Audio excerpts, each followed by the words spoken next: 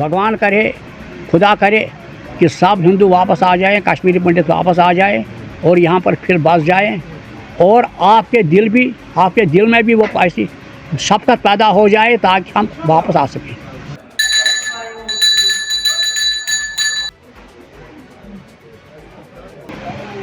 आज मसरत हुई मुझे कि इन त्योहारों को अब नए सिरे से फ़ौक़त मिल रही है, लोगों की उसमें पार्टिसिपेट हो रही है, चाहे कुलगाम में हो, मंजगाम में हो, देवसर में हो या गांदरबल में हो या यहाँ हमारे काकरम में हो।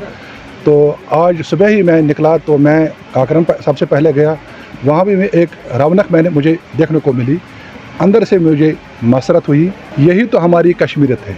मैं कुलगाम की रहने वाली हूँ, मगर आज हम जम्मू में रहते हैं, तो मगर हर साल हम ये प्रोग्राम मनाते हैं।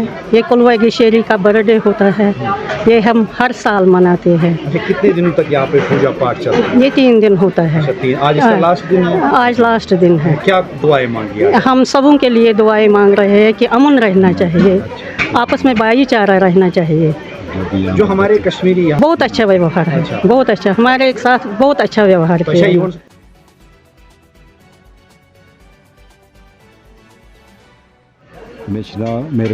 मैं रतनलाल जित्शी हूँ, कुलगाम का रहने वाला हूँ। अभी आजकल जो जम्मू में बैठते हैं और ये हर साल हम यहाँ पर त्यौहार मनाते हैं। ये माता कलवेगी श्री प्रबंधक ट्रस्ट यहाँ पर इसको जो देखभाल कर रहे हैं और कलवेगी श्री माता यहाँ पर मुझे लगता है कि जहाँ तक मैंने सुना है 400 साल पुराना जो कि यहाँ पर जो ये है।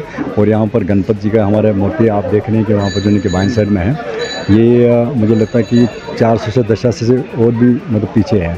और दूसरी बात है कि ये जो हम यहाँ पर हवन करते हैं कि ये सभी जो कि यहाँ पर अमन अमान हो और यहाँ पर अपना भाईचारा हो और उसके लिए दुआएं करते हैं। और ख़ासकर मैं एक मैसेज देना चाहता हूँ कि जो यहाँ पर जो यूथ है उनको जो कि मतलब अपने ये जो गलतियाँ करते हैं तो उनको जो कि ट्रैक में अपना जो कि वापस आना चाहिए।